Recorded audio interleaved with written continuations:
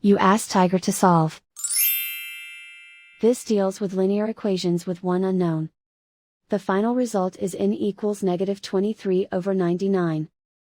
Let's solve it step by step. Swap sides. Group all constants on the right side of the equation. Subtract 7/9 from both sides. Combine the fractions.